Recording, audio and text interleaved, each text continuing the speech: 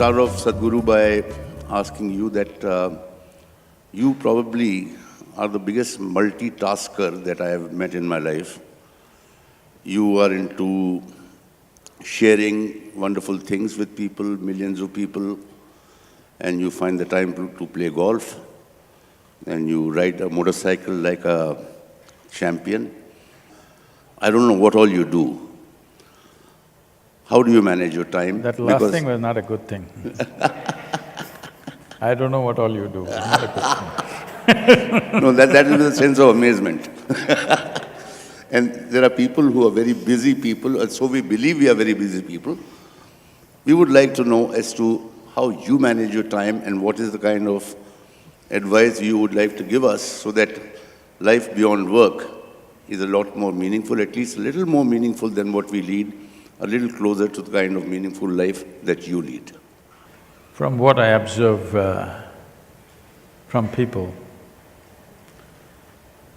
as I travel more and more, meet various kinds of people in business, academics, science, and regular people all over the world, what I see is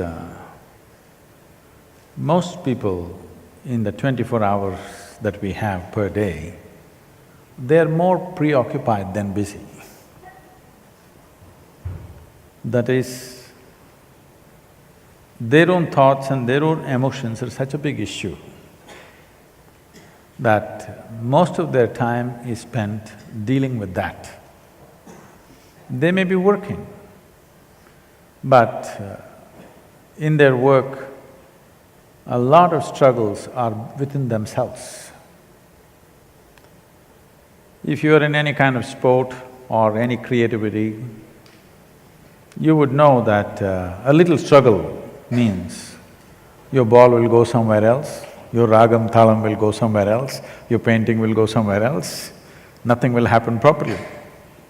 Or in other words, what could happen very simply, unfortunately happens with lots of difficulty. This is mainly because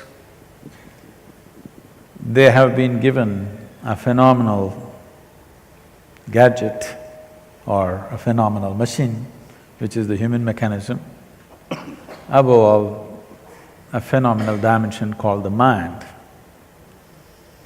They are trying to operate this phenomenal machine or a gadget or a computer, if you'd like to call it, without reading the user's manual. Every day struggling with their own stuff, and it doesn't get solved before they're 20 or something. Till their last day on their deathbed, they're still struggling with the same things, their thoughts and their emotions.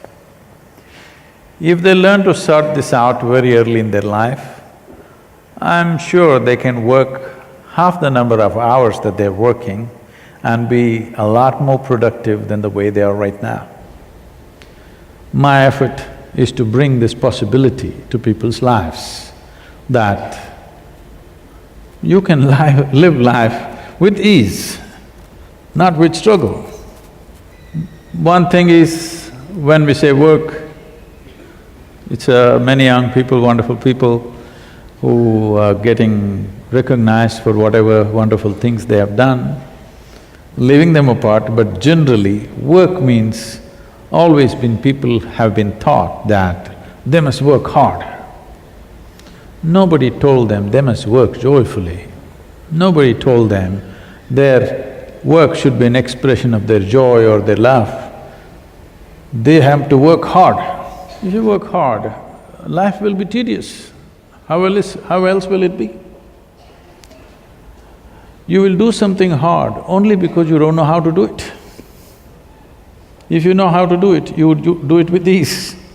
So without learning how to do something, if we try to do it, without investing enough time in perception, if life is all expression, then life becomes a big struggle.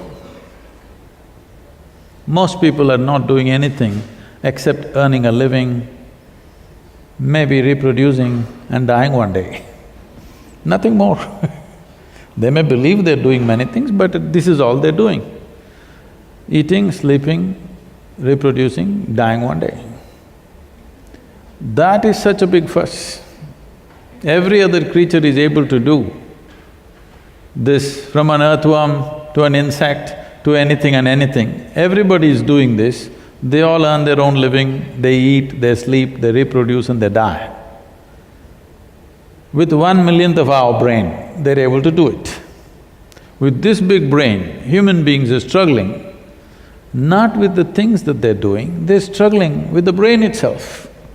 Their own intelligence has become a serious problem. What is the biggest boon in our life? What is the greatest benefaction in our life, which is our intelligence? This has become a problem because they don't know how to hold it, they don't know how to use it, constantly it works against themselves. When I say it works against you, people may call all kinds of names, may use all kinds of words to describe this. They may call it stress, they may call it tension, they may call it misery, they may call it depression, they may call it anxiety, they may call it madness.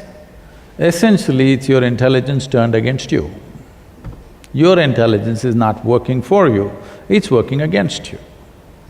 So my fundamental work is this, that at least your body and your mind should work for you. Nobody else may work for you, it doesn't matter. At least your body and your intelligence must work for you.